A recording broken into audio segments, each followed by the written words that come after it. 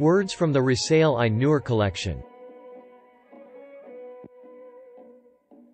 Author Bediüzzaman Said Nursi.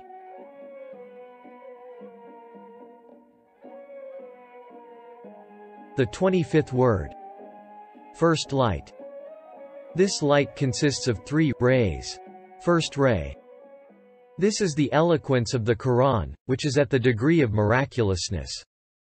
Its eloquence is a wonderful eloquence born of the beauty of its word order, the perfection of its conciseness, the marvels of its style, its singularity and pleasantness, the excellence of its expression, its superiority and clarity, the power and truth of its meanings, and from the purity and fluency of its language, which for 1,300 years has challenged the most brilliant men of letters of mankind, their most celebrated orators, and the most profoundly learned of them, and invited them to dispute it.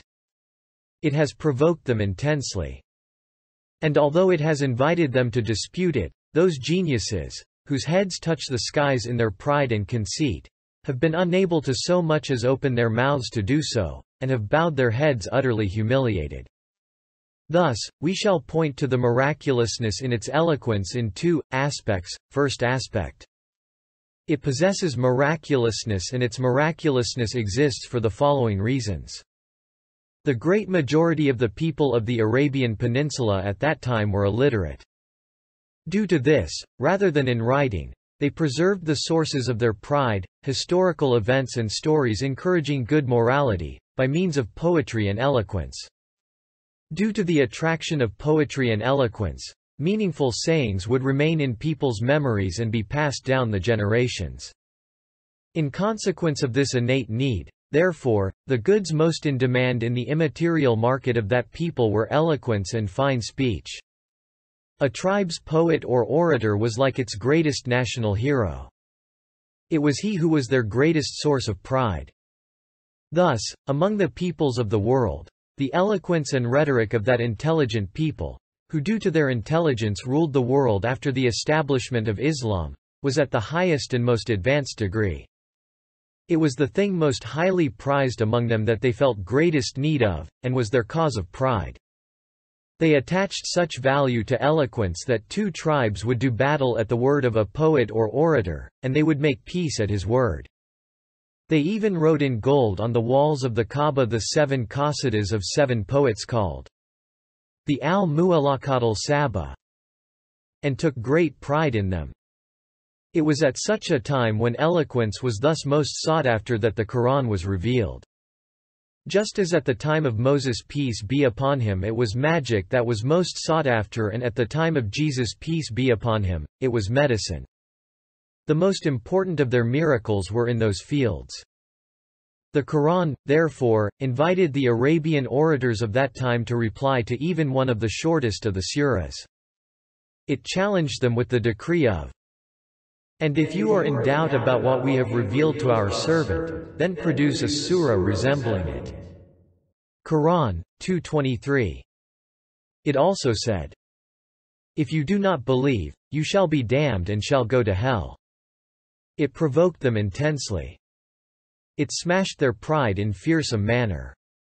It was contemptuous of their arrogant minds. It condemned them firstly to eternal extinction and then to eternal extinction in hell, as well as to worldly extinction. It said, "Either dispute me, or you and your property shall perish." If it had been possible to dispute the Qur'an, is it at all possible that while there was an easy solution like disputing it with 1 or 2 lines and nullifying the claim, they should have chosen the most dangerous and most difficult, the way of war? Yes, is it at all possible that that clever people, that politically minded nation, who at one time were to govern the world through politics, should have abandoned the shortest, easiest, and most light way, and chosen the most dangerous, which was going to cast their lives and all their property into peril? For if their literary figures had been able to dispute it with a few words, the Qur'an would have given up its claim, and they would have been saved from material and moral disaster. Whereas they chose a perilous, lengthy road like war. That means it was not possible to dispute in by word, it was impossible, so they were compelled to fight it with the sword. Furthermore, there are two compelling reasons for the Qur'an being imitated. The first is its enemies' ambition to dispute it, the other, its friends' pleasure at imitating it. Impelled by these, millions of books in Arabic have been written, but not one of them resembles the Qur'an. Whether learned or ignorant, whoever looks at it and at them is bound to say, "The Qur'an does not resemble these." Not one of them has been able to imitate it. The Qur'an is therefore either inferior to all of them, and according to the consensus of friend and foe alike, this is completely non-valid and impossible, or the Qur'an is superior to all of them. If you say, "How do you know that no one has tried to dispute it, and that no one has had sufficient confidence to challenge it, and that no one's help for anyone else was of any avail?" The answer: if it had been possible to dispute it, most certainly it would have been attempted. For it was a question of honor and pride, and life and property were at risk. If it had been attempted, numerous people would have supported such an attempt. For those who obstinately oppose the truth have always been many. And if many people had supported it, they surely would have found fame.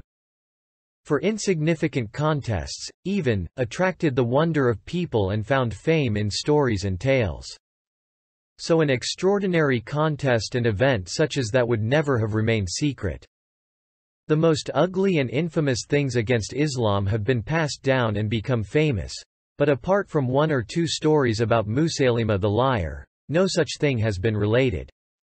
Musaylima was very eloquent, but when compared with the exposition of the Qur'an, which possesses infinite beauty, his words passed into the chronicles as nonsense. Thus, the miraculousness of the Qur'an's eloquence is as certain as 2 + 2 = 4, and that is how it is. Second aspect. We shall now explain in 5 points the wisdom of the Qur'an's miraculousness contained in its eloquence. First point. There is a wonderful eloquence and purity of style in the Qur'an's word order. From beginning to end. Isharatul ijaz. Signs of miraculousness demonstrates this eloquence and conciseness in the word order.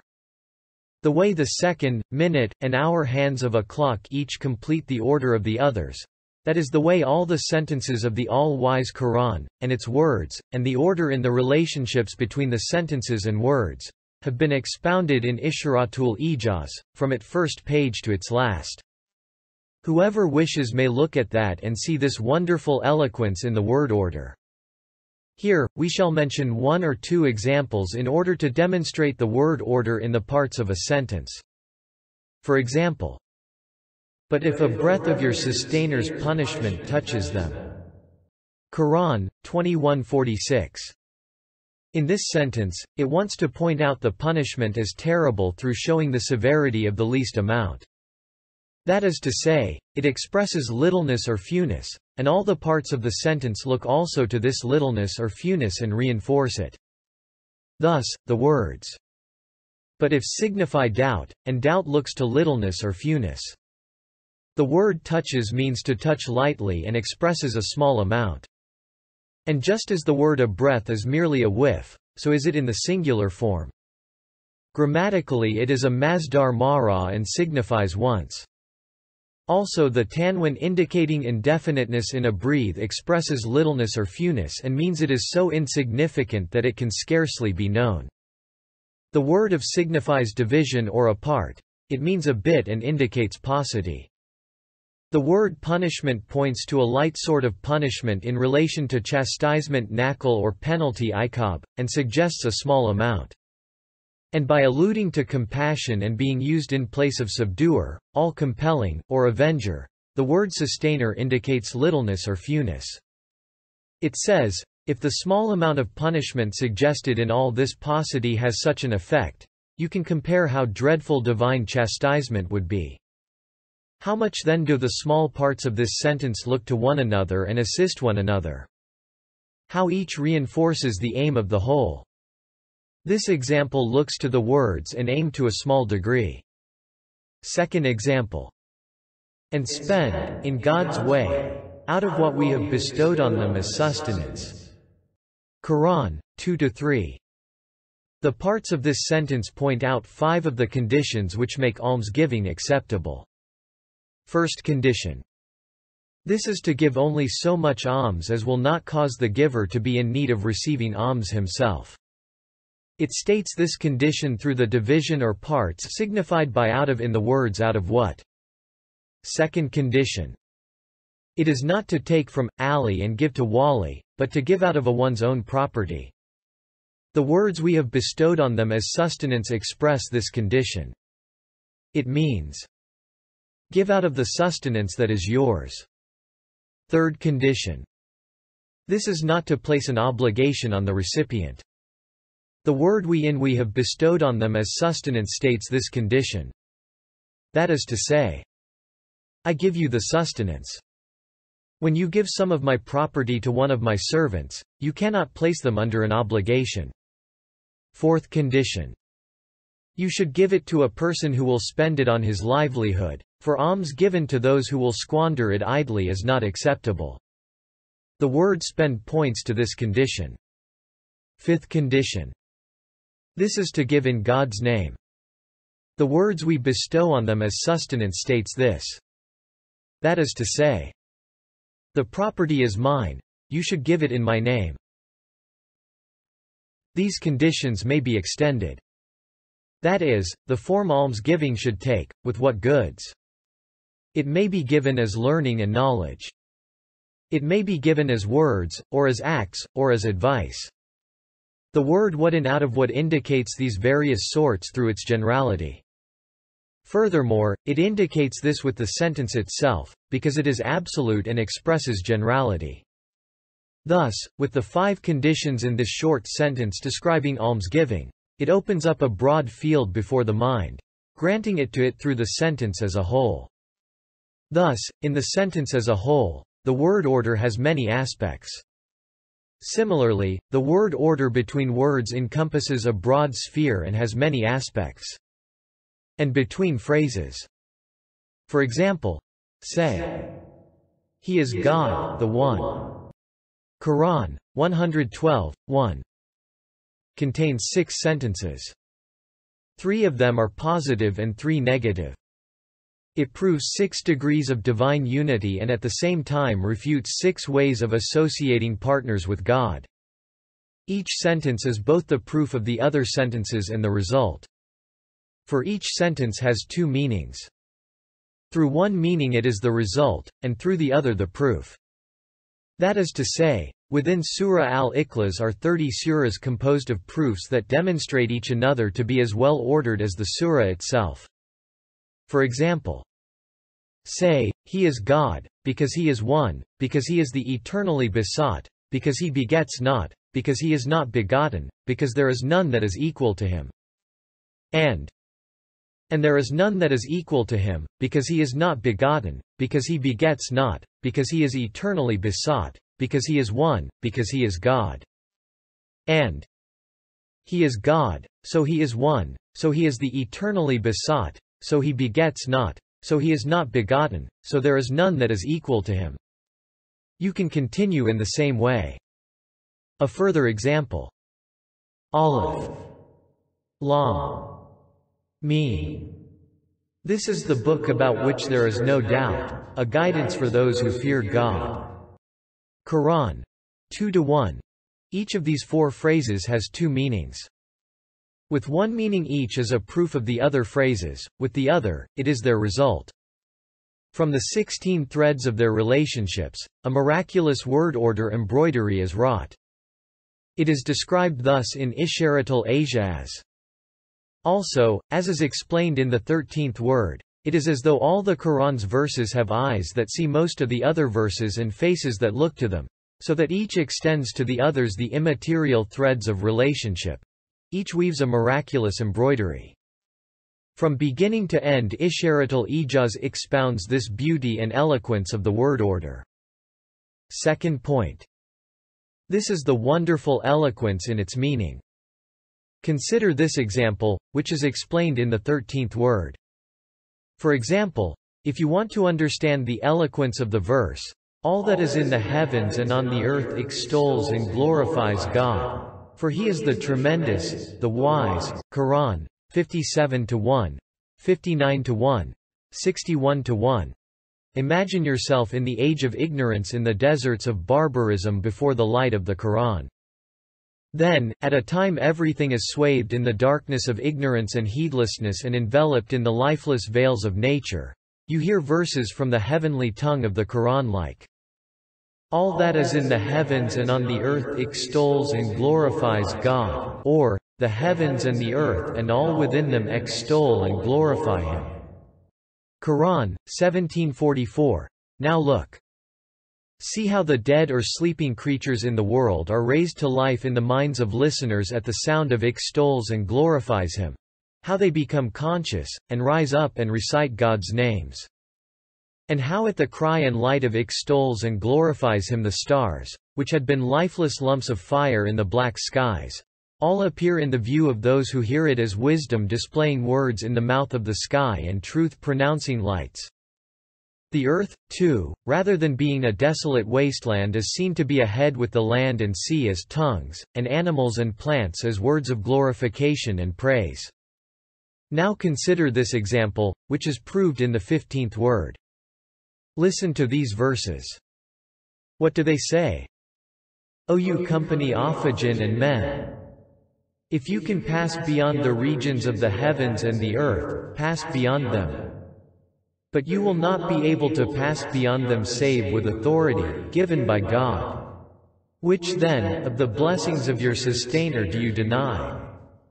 A flash of fire and smoke will be sent on you, and no succor shall you have. Which then of the blessings of your sustainer do you deny? Qur'an, 55-33, 6. And we have adorned the skies nearest the earth with lamps, and made them missiles to drive away the evil ones. Qur'an, 67-5. These verses say, O men and jinn, arrogant and refractory in your impotence and baseness, and rebellious and obstinate in your weakness and poverty. If you disobey my commands and you have the power to do so, pass beyond the boundaries of my dominions. How can you dare to oppose the commands of a monarch whose commands the stars, moons, and suns obey as though they were soldiers under orders? In your rebelliousness you oppose an all-wise and glorious one who has obedient soldiers which are thus awesome. Suppose your Satans were to resist, his soldiers could rain down stones on them like cannonballs.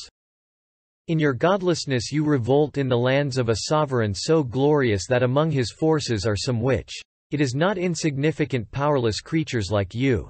But supposing the impossible you were infidel enemies the size of mountains or the globe, they could hurl down stars and flaming missiles on you of that magnitude and rout you. You infringe a law which binds beings such as those. If it was necessary, they could hurl the globe of the earth in your face and rain down stars and heavenly bodies on you as though they were missiles, with God's permission. You can compare with these the power, eloquence, and elevated manner of expression of other verses and their meanings. Third point. This is the wonderful uniqueness of its style. Indeed, the Qur'an style is both strange, and original, and wonderful, and convincing. It has imitated nothing and no one. And no one has been able to imitate it. Its style has always preserved the freshness, youth, and singularity it possessed when it was first revealed and continues to preserve it. For instance, the unique style of the cipher like muqatta'a, the disjointed letters, like Elif, Lam, Mim, Elif, Lam, Ra, Ta, Ha, Ya, Sin, Ha, Mim, Ain, Sin, Kaf, at the beginning of some of the surahs. We have described 5 or 6 of the flashes of miraculousness they comprise in İşaretül İcaz. For example, these letters at the start of certain surahs have taken half of each category of the many well-known categories of letters, like the emphatic letters Kef, Kaf, Ta, Elif, Cim, Del, Te, Be. The sibilants, the stressed letters, the soft letters, the labiolinguals, and tremolo qalqala letters Kaf, Ta, Del, Cim, Be. Taking more than half from the light letters and less than half from the heavy letters, neither of which are divisible, it has halved every category. Although the human mind would be capable of it, having all those categories overlapping one within the other, hesitant among 200 possibilities, in the only way possible, which was hidden to the human mind and unknown to it, and organizing all the letters on that way, over that broad distance, was not the work of the human mind. And chance could not have interfered in it. Thus, in addition to these letters at the beginning of the suras, divine ciphers, displaying 5 or 6 similar flashes of miraculousness, scholars versed in the mysteries of the science of letters and the authorities from among the saints deduced many secrets from these disjointed letters. They discovered such truths that they declared that on their own these letters form a brilliant miracle. Since we are not party to their secrets and also we cannot provide proofs clear to everyone, we cannot open that door.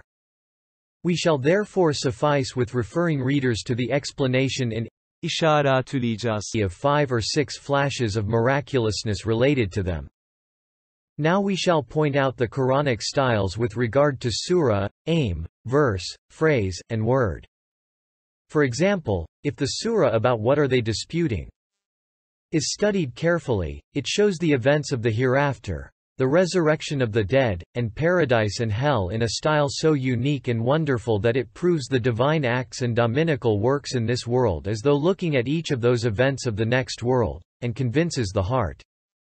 To expound the style of this surah fully would be lengthy, so we shall merely indicate 1 or 2 points, as follows.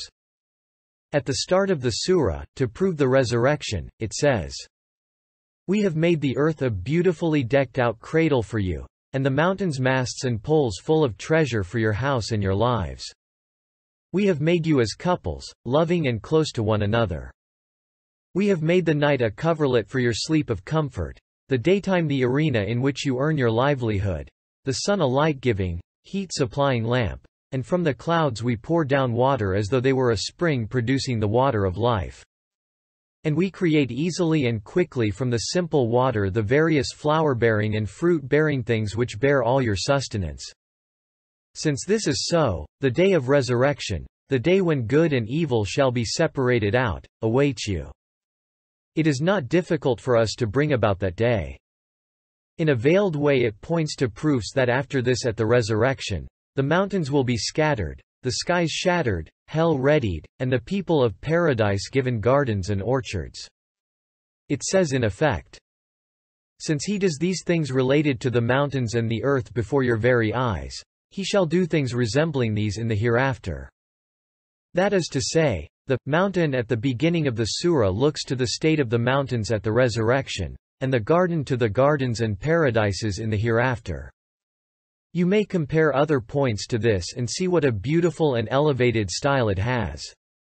And, for example, say, "O God, holder of all power, you grant dominion to whomever you wish and you remove dominion from whomever you wish.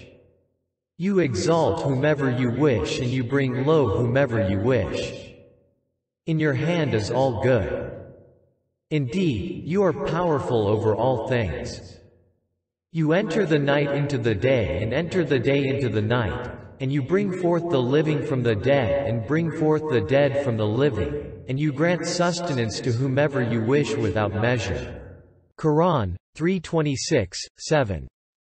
These verses describe the divine acts in humankind, and the divine manifestations in the alternations of night and day, and the dominical acts of disposal in the seasons of the year, and the dominical deeds in life and death on the face of the earth and in the resurrections in this world in a style so elevated that it captivates the minds of the attentive.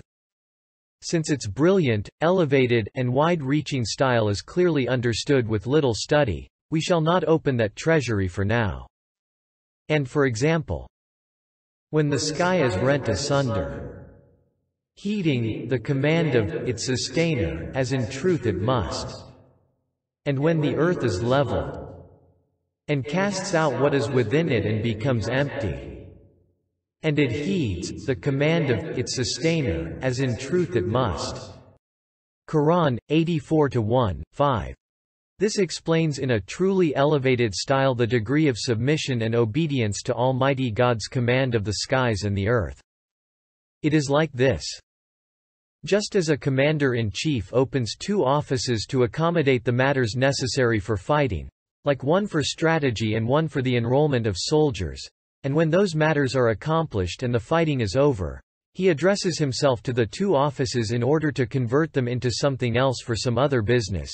They both say, either through the tongues of those employed in them or through their own tongues, "O chief, give us a short respite so that we can clean up the bits and pieces of the former business and throw them out, then you may honor us with your presence. There, we have thrown them out, we await your command. Order what you wish. We hear and obey. Everything you do is true, good, and beneficial." In the same way, the heavens and the earth were opened as 2 arenas of obligation, trial, and examination. After the allotted period is finished, they will put aside the things pertaining to the arena of trial and say, "O our sustainer! The command is yours, employ us now in whatever you wish. Our right is only to obey you. Everything you do is right." Consider carefully the majestic style of those sentences. And for example, "Then the word went forth. O earth, swallow up your water. And O sky, withhold your rain. And the water abated and the matter was ended. The ark rested on Mount Judy, and the word went forth. Away with all those who do wrong." Qur'an, 11:44. In order to point to a mere drop from the sea of eloquence of this verse, we shall show one aspect of its style in the mirror of a comparison. On the victory being won in a great war, the commander says, "Cease fire." To one firing army and "halt." To another, assaulting army. He issues the command, and at that moment the firing ceases and the assault is halted. He says, "It is finished, we have beaten them. Our flag is planted at the top of the high citadel at the enemy's center. Those mannerless tyrants have met with their reward and been cast down to the lowest of the low." In just the same way, the peerless sovereign issued the command to the heavens and the earth to annihilate the people of Noah. When they had carried out their duty, he decreed, "Drink up your water, O earth. Cease from your work, O skies. It is finished. Now the waters are receding." The ark, which is a divine official performing its duty as a tent, is settled on the top of the mountain. The wrongdoers have received retribution. See the elevated nature of this style. It is saying, "The heavens and earth obey the command like 2 highly disciplined soldiers." It is thus alluding to the fact that the universe becomes angry at man's rebellion. The heavens and the earth become incensed. And with this allusion it is saying, one whose commands the skies and the earth obey like 2 disciplined soldiers may not be rebelled against, restraining man in awesome fashion. Thus, it describes a universal event like the flood with all its consequences and truths in a few sentences in a concise, miraculous, beautiful, and succinct manner. You can compare this droplet from the ocean with other drops. Now consider the style displayed by the window of the words. For example, consider the words like an old date stalk, withered and curved in. And the moon we have determined mansions for till it returns like an old date stalk, withered and curved. Qur'an 36-39. See what a subtle style it displays. It is like this. One of the moon's mansions is in the Pleiades. The Qur'an likens the moon when it is a crescent to a withered and whitened old date stalk. Through this simile it depicts for the eye of the imagination a tree behind the green veil of the skies. One of its white, curved, luminous branches has rent the veil and raised its head. The Pleiades are like a bunch of grapes on the branch and the other stars all luminous fruits of that hidden tree of creation. If you have any discernment, you will understand what an appropriate, graceful, subtle, and elevated style and manner of expression this is in the view of the desert dwellers, for whom the date palm is the most important means of livelihood. And for example, as is proven at the end of the 19th word, the words runs its course in and the sun runs its course to a place appointed. Quran 36-38. Opens a window onto an elevated style, as follows. With the words runs its course, that is, the sun revolves, it puts in mind the Maker's tremendousness by recalling the orderly disposals of divine power in the alternations of winter and summer and day and night, and directs one's gaze to the missives of the eternally besought one inscribed by the pen of power on the pages of the seasons. It proclaims the wisdom of the all-glorious Creator. And with the word lamp in, and set the sun as a lamp. Quran 71-16. It opens a window onto the style like this. It makes one understand the Maker's majesty and Creator's bounty by recalling that the world is a palace and the things within it are adornments, food, and necessities prepared for man and living creatures, and that the sun is a candle, demonstrating that the sun is an evidence of God's unity, and that the idolater's greatest, most brilliant object of worship is merely a subjugated lamp, an inanimate creature. That is to say, the word lamp calls to mind the Creator's mercy within the grandeur of His dominicality. It recalls His favors within the breadth of His mercy, and in so doing informs of His munificence within the majesty of His sovereignty, thereby proclaiming divine unity, and saying indirectly, an inanimate and subservient lamp is in no way fit to be worshipped. And in the course of runs its course it calls to mind the wondrous orderly disposals of divine power in the revolutions of night and day and winter and summer, and in so doing makes known the grandeur of a single Maker's power in His dominicality. That is to say, it turns man's mind from the points of the sun and moon to the pages of night and day and winter and summer, and draws his attention to the lines of events written on those pages. For the Quran does not speak of the sun for the sake of the sun, but for the one who illuminates it. Also, it does not speak of the sun's nature, for which man has no need, but of the sun's duty, which is that of mainspring for the order of dominical art, and center of the order of dominical creativity, and a shuttle for the harmony and order of dominical art in the things the pre-eternal inscriber weaves with the threads of day and night. You can compare others of the Quran's words with these. While all are simple, ordinary words, each performs the duty of a key to treasuries of subtle meanings. It is because the Quran style is for the greater part elevated and brilliant in the ways described above that on occasion Arab nomads were captivated by a single phrase, and without being Muslims would prostrate. One nomad prostrated on hearing the phrase, "Therefore proclaim openly what you are commanded." Quran 15-94. When asked, "Have you become a Muslim?" he replied, "No. I am prostrating at the eloquence of these words." Fourth point. This is the wonderful eloquence in its wording, that is, in the words employed.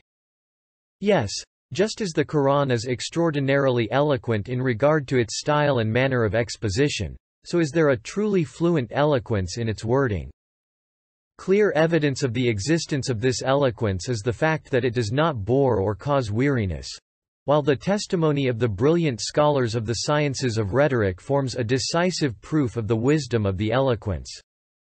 Yes, it does not weary even if repeated thousands of times. Indeed, it gives pleasure. It is not burdensome for the memory of a small and simple child. Children can memorize it easily. It is not unpleasant to the ear, pained by the slightest word, of someone extremely ill. It is easy on it. It is like sherbet to the palate of one in the throes of death. The recitation of the Quran gives sweet pleasure to the ear and mind of such a person, just like Zemzem water to his mouth and palate. The reason for its not causing boredom, and the wisdom of it, is this. It is food and sustenance for the heart, strength and wealth for the mind, water and light for the spirit, and the cure and remedy for the soul. Every day we eat bread, yet we do not tire of it. But if we were to eat the choicest fruit every day, it would cause boredom. That means it is because the Quran is truth and reality and truthfulness and guidance and wonderfully eloquent that it does not cause weariness and preserves its freshness and agreeableness as though preserving a perpetual youth. One of the Qurayshi leaders even, an expert orator, was sent by the idolaters to listen to the Qur'an. He went and listened, then returned and said to them, "These words have such a sweetness and freshness that they do not resemble the words of men. I know the poets and soothsayers. These words do not resemble theirs. The best we can do is mislead our followers and say it is magic." Thus, even the all-wise Qur'an's most obdurate enemies were amazed at its eloquence. It would be very lengthy to explain the sources of the all-wise Qur'an's eloquence in its verses and words and sentences. Therefore we shall keep the explanation brief and show by way of example the fluency and eloquence of the wording in one sentence obtained through the position of the letters and a single flash of miraculousness that shines forth from that positioning. Take the verse. Then after the distress he sent down on you a feeling of peace and drowsiness, which overcame a group of you. Quran, 3-154. To the end of the verse. In this verse, all the letters of the alphabet are present. But, see, although all the categories of emphatic letters are together, it has not spoilt the smoothness of style. Indeed, it has added a brilliance and harmonious, congruent, eloquent melody issuing from varied strings.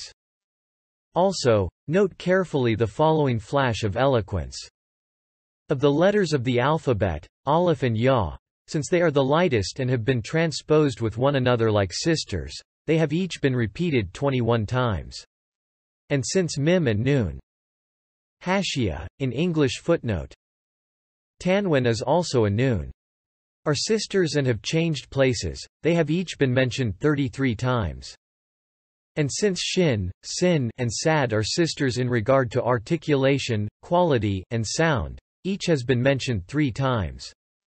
And although Ain and Gain are sisters, since Ain is lighter, it is mentioned 6 times, while because Gain is harsher, it is mentioned half as many, 3 times.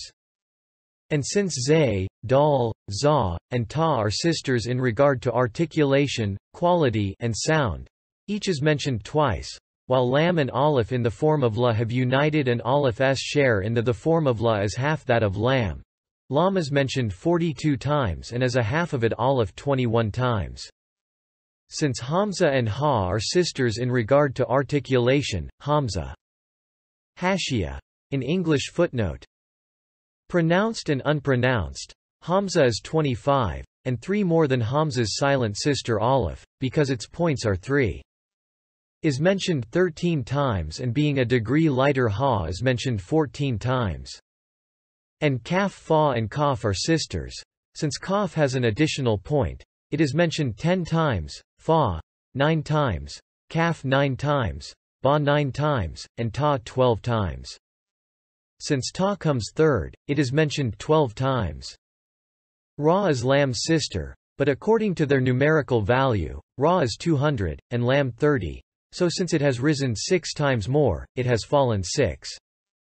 Also, since Ra is repeated on pronunciation, it becomes emphatic and is only mentioned 6 times. And because Dad, De, Ha, and Ka are emphatic and gain additional qualities in connection with other letters, they have each been mentioned only once. Since Wa is lighter than Ha and Hamza, and heavier than Ya and Aleph, it is mentioned 17 times, 4 times more than heavy Hamza and 4 times less than light Aleph. Thus, the extraordinary positioning of the letters in the passage mentioned here and their hidden relationships, and the beautiful order and fine, subtle regularity and harmony show as clearly as twice 2 equals 4 that it would not be within the limits of human thought to have composed it. As for chance and coincidence, it is impossible that it should have interfered. And so, just as the strange and wonderful order and regularity in the position of these letters leads to a fluency and eloquence in the words, so may there be many other hidden instances of wisdom. Since such an order has been followed in the letters, surely in the words, sentences and meanings such a mysterious order, such a luminous harmony, has been observed that should the eye see it, it would declare, Mashallah.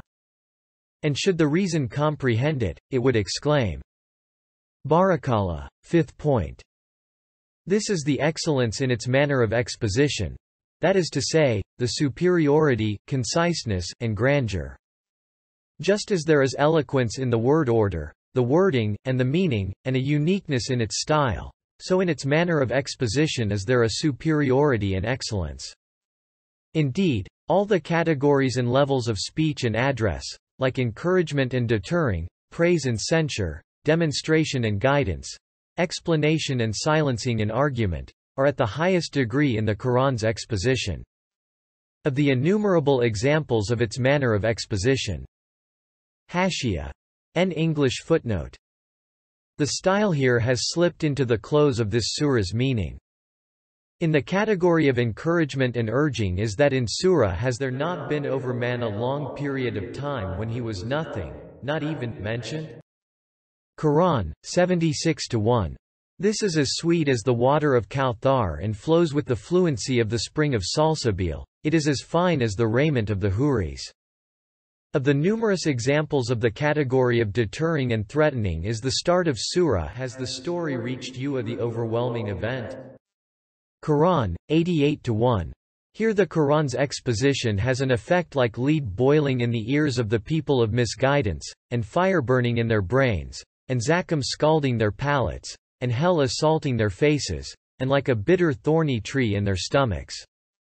An official like hell charged by someone with inflicting torment and torture in order to demonstrate his threats, and its splitting apart with seething rage, and its saying, well nigh bursting with fury. Quran, 67-8. Certainly show how awesomely dreadful that person's threats are. Of the thousands of examples in the category of praise, the Quran's manner of exposition in the 5 surahs starting Alhamdulillah is brilliant like the sun. Hashia. In English footnote. In these phrases is an allusion to the matters discussed in these surahs. Adorned like the stars, majestic like the heavens and the earth, lovable like the angels, compassionate like tenderness towards young in this world, and beautiful like paradise in the hereafter. Of the thousands of examples in the category of censure and restraint, in the verse, would any among you like to eat the flesh of his dead brother? Quran, 49-12. It censures 6 times. It restrains from backbiting forcibly 6 times over. It is like this. As is known, the hemza at the beginning of the verse is interrogative. This seeps through all the words of the verse like water. Thus, with the first hemza it asks, have you no reason, the seat of question and answer, that you do not understand how ugly it is? With the second, it asks with the word like, is your heart, the seat of love and hate, so corrupted that it loves the most despicable thing? With the third, it asks with the words one of you. What has happened to your social life and civilization, which receives its vitality from the community, that it finds acceptable an act which thus poisons your life? With the fourth, it asks with the words to eat the flesh. What has happened to your humanity that you tear apart your friend like a savage beast? With the fifth, it asks with the words your brother. Have you no compassion and fellow feeling that you unjustly tear with your teeth at the character of the one injured, your brother in so many respects? Have you no reason that you bite at your own limbs like a madman? And with the sixth it asks with the word dead. Where is your conscience? Is your nature so corrupted that you do the most repulsive thing to the most respected person, your brother, like eating his flesh? That is to say, backbiting is censured and despised by the reason, the heart, humanity, the conscience, human nature, and social and national solidarity. So see how this verse restrains from this crime in 6 concise degrees, on 6 miraculous levels. Of the thousands of examples of the category of proof and demonstration, is the verse, so consider the signs of God's mercy, how he gives life to the earth after its death. Indeed, it is he who gives life to the dead, for he is powerful over all things. Quran, 30-50. Its exposition is such in proving resurrection and banishing doubts that it could not be more clearly demonstrated. It is like this. It says that, as is proved and explained in the 9th truth of the 10th word and in the 5th flash of the 22nd word, Every spring examples of resurrection are provided in 300,000 ways in the earth being raised to life with the utmost order and differentiation despite the innumerable species being all mixed up together in total confusion, thus demonstrating to the human observer that the resurrection of the dead would not be difficult for the one who does this. Also, since to write without fault or error with the pen of power hundreds of thousands of species on the page of the earth, all together and one within the other, is the seal of the single one of unity. With this verse it both proves divine unity as clearly as the sun, and it demonstrates the resurrection of the dead as easily and decisively as the rising and setting of the sun. Thus, the Qur'an demonstrates this truth in regard to manner, as described by the word how, just as it mentions it in detail in many surahs. And for example, in Surah Qaf, by the glorious Qur'an, Qur'an 50:01, it proves resurrection in such a brilliant, fine, sweet, and exalted manner that it convinces as certainly as the coming of spring. Look. In answer to the unbelievers denying the raising to life of decomposed bones and saying, "This is extraordinary, it could not be," it decrees, "Do they not look to the skies above them, how we have made them and adorned them and how there is no flaw in them? Until. And thus will be the resurrection." Quran 50:6-11. Its manner of exposition flows like water and shines like the stars. It gives both pleasure and delight to the heart like dates. And it is sustenance.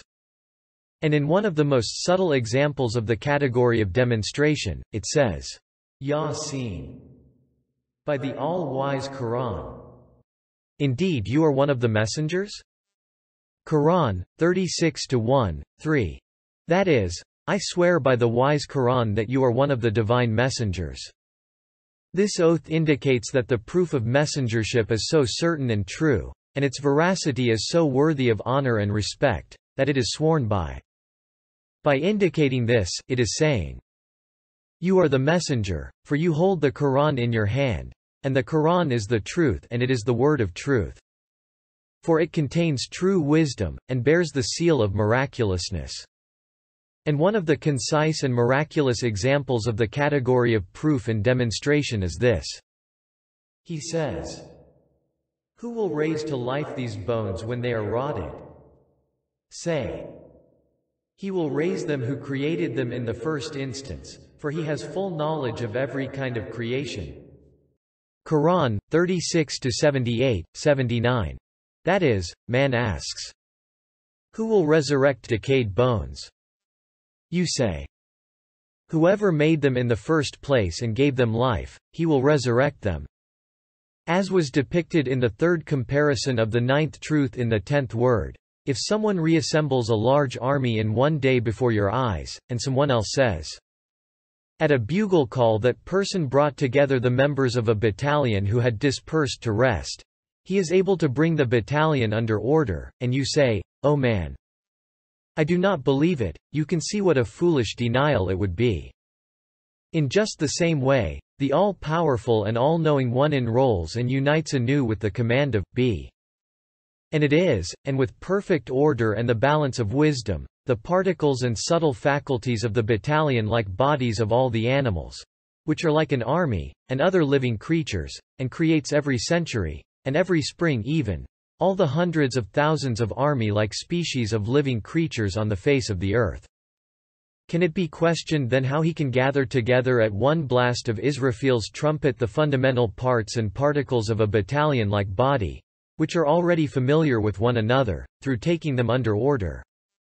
Can it be considered unlikely? If it is considered unlikely, it is a mindless foolishness. In the category of guidance, the Quran's manner of exposition is so moving and tender, and familiar and gentle that it fills the spirit with ardor, the heart with delight, the mind with interest, and the eyes with tears. Of thousands of examples is this verse. And yet after all this your hearts hardened and became like rocks, or even harder. To the end of the verse. Quran 2-74. As is proved and explained in the discussion of the third verse in the first station of the 20th word, it says to the children of Israel, What has happened to you that although hard rock shed tears from 12 springs like eyes before a miracle like the staff of Moses, peace be upon him, you remain indifferent in the face of all his miracles, with your eyes dry and tearless and your hearts hard and without fervor?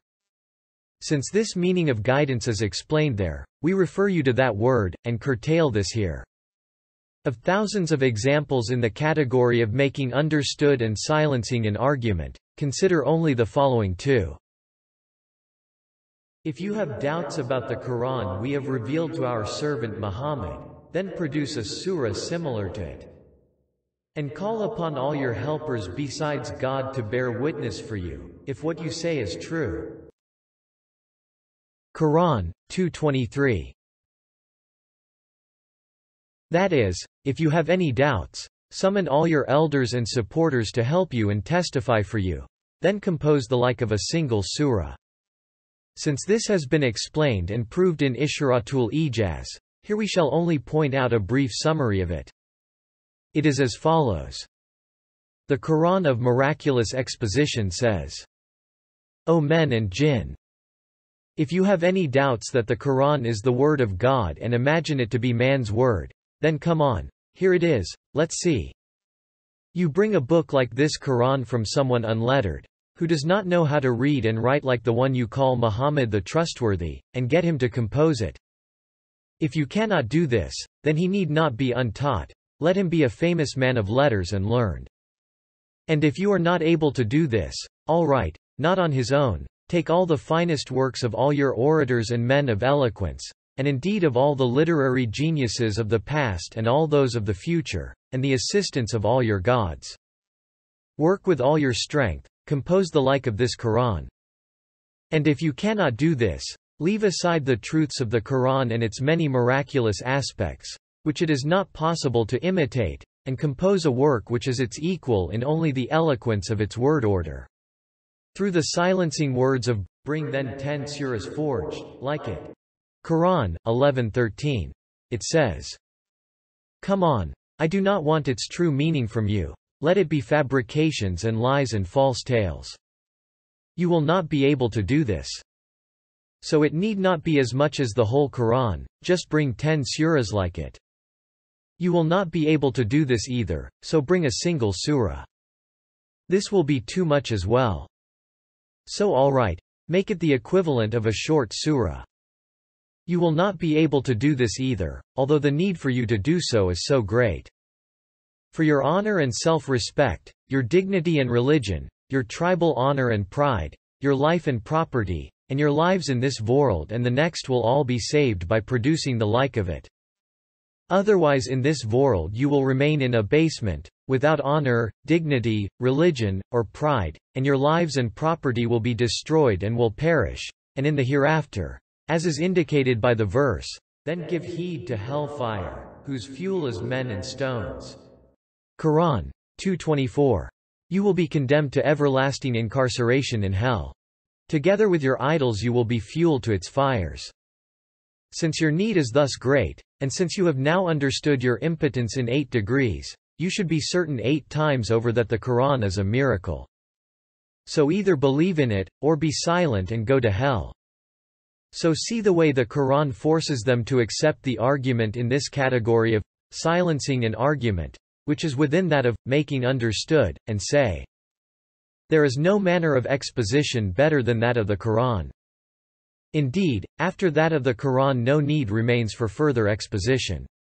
Here is a second example. Exhort then, O Prophet, for by your Sustainer''s grace you are neither a soothsayer nor a madman, or do they say, a poet. Let us wait and see what time will do. Say, wait then, I too shall wait with you. Is it that their faculties of understanding urge them to this, or are they but a people transgressing all bounds? Or do they say, he fabricated this message? Nay, they do not believe. Let them then produce a recital like unto it if they speak the truth. Or were they created of nothing, or were they themselves the creators? Or did they create the heavens and the earth? Nay, they have no firm belief. Or are the treasuries of your sustainer with them, or are they the managers of affairs? Or have they a ladder by which they can climb up to heaven and listen to its secrets? Then let such a listener of theirs produce a manifest proof. Or has he only daughters and you have sons? Or is it that you ask for a reward, so that they are burdened with the load of debt? Or that the unseen is in their hands, and they write it down? Or do they intend a plot against you? But those who defy God are themselves involved in a plot. Or have they a God other than God? Exalted is God far above the things they associate with them. Quran, 52-29, 43. Here we shall explain only one of the thousands of truths of these verses as a further example of the category of silencing an argument. It is as follows. With the word, or, it silences every group of the people of misguidance with a rhetorical question expressing surprise and stops up all the sources of their doubts. It leaves no satanic chink through which doubts might enter and hide themselves, it closes them all. It leaves no veil of misguidance under which they might creep and lurk, it rends all of them. It leaves not one of their lies, it crushes them. In each sentence it either demolishes the essence of the blasphemous ideas of one group with a short phrase, or since the falsity is obvious, it exposes it by silence, or since it is refuted in detail in other verses, it here alludes to it briefly. For example, the first sentence alludes to the verse, "And we have not instructed him po-tl, nor is it meet for him." Quran, 36-69. While the 15th sentence points to the verse, "Were there gods other than God in the heavens and earth, there surely would have been confusion in both." Quran, 21-22. You can make further examples from the other sentences like these. It is like this. It says at the start, "Announce the divine decrees. You are not a soothsayer, for the words of soothsayers are confused and conjectural, while yours are true and certain. And you are not mad. Your enemies even attest to your perfect sanity." Or do they say, "A poet? Let us wait and see what time will do." Quran, 52-30. Do they call you a poet, like the unreasoning, common infidels? Are they waiting for you to perish? You say to them, "Wait. I shall wait with you." Your vast and brilliant truths are free of the imaginings of poem, and independent of their fancies. Or is it that their faculties of understanding urge them to this? Quran, 52-32. Or like unreasoning philosophers who rely on their reasons, do they hold back from following you, saying, "Our faculties of reason are sufficient." But reason commands that you are followed, because everything you say is reasonable. But again the reason on its own cannot reach it. Or are they hut of people transgressing all hounds? Quran, 52-32. Or is the reason for their denial their not submitting to Almighty God like wicked tyrants? But the ends of the pharaohs and Nimrods, who were the leaders of arrogant oppressors, are known. Or do they say, "He fabricated this message?" Nay, they do not believe. Quran, 52-33. Or like lying dissemblers without conscience do they accuse you saying, "You have made up the Quran." But up to this time they have known you to be the most truthful among them and have called you Muhammad the trustworthy. It means that they have no intention to believe. Otherwise let them find the like of the Quran among the works of men.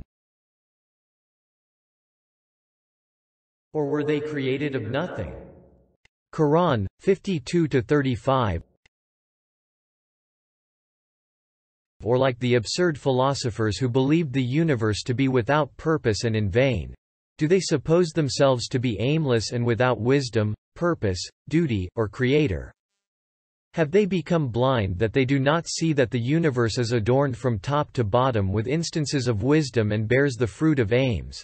And that beings from particles to the suns are charged with duties and are subjugated to the divine commands? Or were they themselves the creators? Qur'an, 52-35. Or do they imagine like the Pharaoh-like materialists that they came into being by themselves, feed themselves, and themselves create everything they need, so that they hold back from believing and worship? That means they all suppose themselves to be the creator. Whereas the creator of one thing has to be the creator of everything.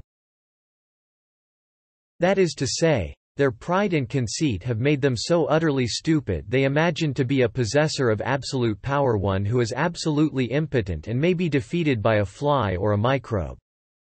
Since they have abdicated their reason and humanity to this degree and have fallen lower than the animals and even inanimate beings, do not be saddened at their denial. Consider them to be a variety of harmful animal and filthy matter. Ignore them and give them no importance. Or did they create the heavens and the earth? Nay, they have no firm belief. Qur'an, 52-36. Or, like the mindless, confused Mu'tazila, who denied God all attributes and denied the Creator, do they deny God so that they do not heed the Qur'an? In which case, let them deny the existence of the heavens and the earth, or let them say, "We created them." Let them lose their minds altogether and begin uttering the frenzied ravings of lunacy. For in the heavens as many proofs of divine unity are apparent and are recited as the stars, and on the earth as many as the flowers. That means they have no intention of acquiring certain knowledge and finding the truth. Otherwise how do they suppose to be without inscriber the book of the universe, in one word of which is written a whole book, although they know that a letter cannot exist without the one who wrote it? Or are the treasuries of your sustainer with them? Qur'an, 52-37. Or, like one group of misguided philosophers who denied Almighty God the power of choice, or like the Brahmins, do they deny the source of prophethood so that they do not believe in you? In which case, let them deny all the traces of wisdom and purpose, all the order and fruits which are apparent in all beings and demonstrate will and choice.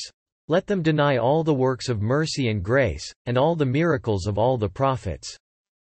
Or let them say, all the treasuries of the bounties given to creatures are with us and under our control.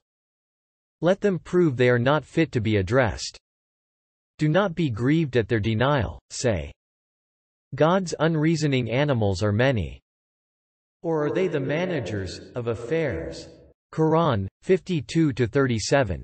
Or, like the arrogant Mu'tazilites, who made the reason dominant, do they imagine themselves to be rivals to and inspectors of the Creator's works, and want to hold the all-glorious Creator responsible?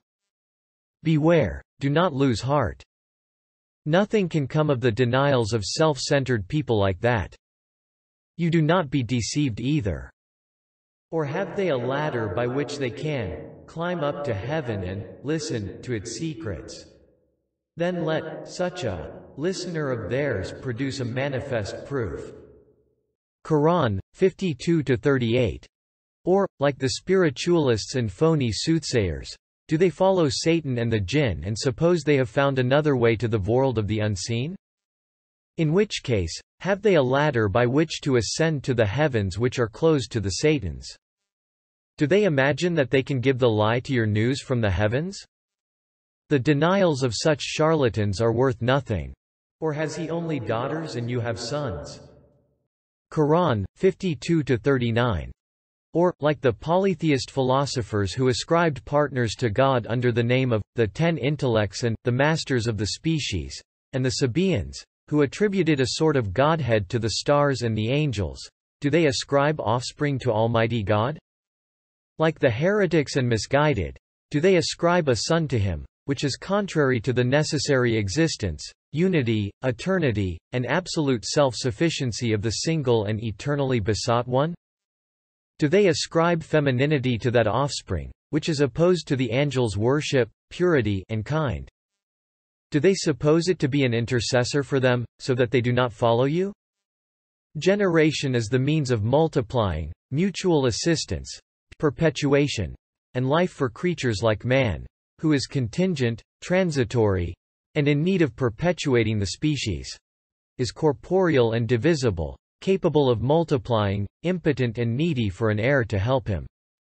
So to ascribe offspring, and a sort of offspring that those impotent, contingent, wretched men did not themselves like and could not equate with their arrogant pride, that is, female offspring, to the all-glorious One, whose existence is necessary and perpetual, who endures from pre-eternity to post-eternity, whose essence is utterly remote from and exalted above corporality, whose being is free of and exempt from division and multiplication, and whose power is far above and beyond all impotence, is indeed such a delirium, such a lunatic raving that the lies and denials of those wretches who subscribe to such an idea are worth nothing.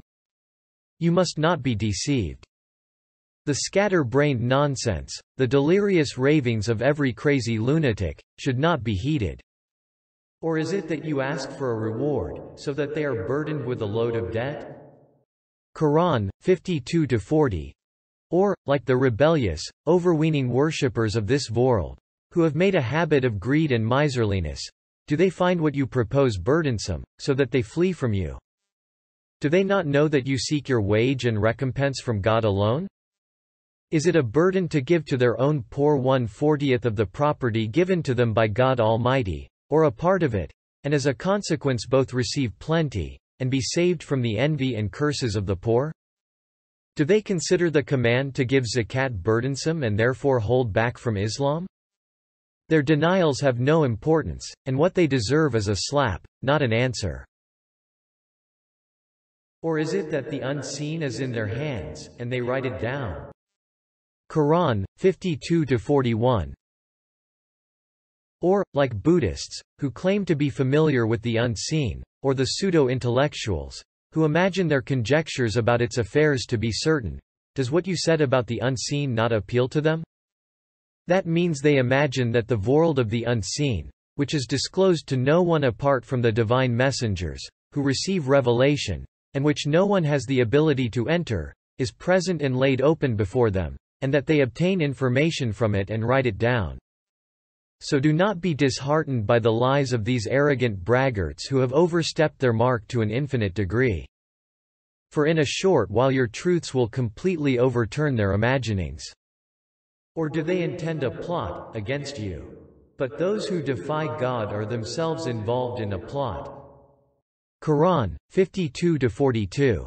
Or, like two-faced dissemblers and cunning atheists whose natures are corrupted and consciences rotted, do they want to deceive the people and turn them away from the guidance which they cannot obtain, to trick them, and so call you either a soothsayer, or possessed, or a sorcerer? Do they want to make others believe what they do not believe themselves? Don't think of these insidious charlatans as human beings. Don't be saddened at their wiles and denials, and lose heart. Rather, increase your efforts. For they only deceive their own souls and harm themselves. And their successes in evil are temporary. It is a divine stratagem, drawing them to perdition by degrees. Or have they a God other than God? Exalted is God far above the things they associate with him. Qur'an, 52-43. Or, like the Magians, who imagined two separate gods called the creator of good and the creator of evil. Or like the idolaters and worshippers of causes, who attribute a sort of godhead to different causes and imagine each of them to be a source of support for them. Do they rely on other gods and contest you? Do they consider themselves free of any need of you? That means they have become blind and do not see the perfect order and flawless harmony throughout the universe, which is as clear as day. For in accordance with the decree, were there gods other than God in the heavens and the earth, there surely would have been confusion in both. Qur'an, 21-22.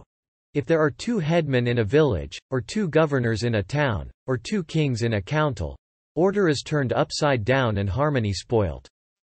But from a fly's wing to the lamps in the heavens, such a fine order has been observed that it leaves not so much space as a fly's wing for partners to be associated with God. Since the above act in a manner so opposed to reason, wisdom, feeling, and what is obvious, don't let their lies put you off proclaiming the message. Thus, of the hundreds of jewels of these verses, which constitute a series of truths. We have briefly explained only a single jewel of the Quran's manner of exposition in the category of giving to understand, and silencing an argument. If I had had the power and shown a few more jewels, you too would have said, "These verses are a miracle just on their own." But the Quran's manner of exposition in making understood an instruction is so wonderful, subtle, and fluent that the most simple ordinary person easily comprehends a most profound truth from the way it explains it. Yes, the Quran of miraculous exposition simply and clearly teaches most abstruse truths in a way that caresses the view of people in general, and neither hurts their feelings, nor irritates their minds, nor tires them. Just as when speaking with a child, childish words are used, in the same way the Quranic styles come down to the level of those it addresses, called in the terminology of the scholars of theology, divine condescension to the mind of man. It addresses them in that way. Through comparisons in the form of allegories, it makes an illiterate common person understand abstruse divine truths and dominical mysteries which the minds of the most learned philosophers cannot rise to. For example, by means of a comparison, the verse, "The most merciful one on the throne established," Quran 20:05, depicts divine dominicality as a kingdom, and the degree of that dominicality is that of a king seated on the throne of his sovereignty and exercising his rule. Indeed, as the speech of the all-glorious creator of the universe, the Quran proceeds from the ultimate degree of his dominicality, passes over all the other degrees guiding those who rise to them, and passing through 70,000 veils, it looks to each and illuminates it. It scatters its radiance and spreads its light to the thousands of levels of those it addresses, the understanding and intelligence of whom are all different. Although it has lived through ages and centuries whose capacities are all different, and has broadcast its meaning to this great extent, it has not lost an iota of its perfect youth and juvenility, and retaining its total freshness and delicacy, it teaches every ordinary person in a most easy, skillful, and comprehensible manner. Whatever aspect of a wonder-displaying book which thus teaches, convinces, and satisfies with the same lesson, the same words, numerous levels of people whose understanding and degrees are all different, whatever aspect of such a book is studied, a flash of miraculousness will surely appear. In short, just as when some words of the Quran like, "All praise and thanks be to God," are recited, they fill a cave, which is the ear of a mountain, in the same way that they fill the tiny ears of a fly, so too the Quran's meanings satisfy ears like mountains in the same way that with the same words they teach and satisfy tiny simple minds, like a fly. For the Quran calls to belief all the levels of men and jinn. It teaches the sciences of belief to all. In which case, the most lowly of the common people kneels shoulder to shoulder with the most elevated of the elite, and together they listen to the Quran's teachings and benefit from them. That is to say, the Holy Quran is a heavenly repast at which the thousands of different levels of minds, intellects, hearts, and spirits find their nourishment. Their desires are fulfilled and their appetites are satisfied. In fact, numerous of its doors remain closed and are left to those who will come in the future. If you want an example of this category, from beginning to end the Quran forms examples of it. All the Quran's students and those who listen to its teachings, like the interior puritors of the law, the veracious ones, the Islamic philosophers, the sages, the scholars of jurisprudence and scholars of theology, the saintly guides of those seeking knowledge of God, the spiritual poles of the lovers of God, the learned and exacting scholars, and the mass of Muslims, unanimously declare, "We understand thoroughly what the Quran teaches us." In short, flashes of the Quran's miraculousness sparkle in the category of making understood an instruction, just as they do in the other categories.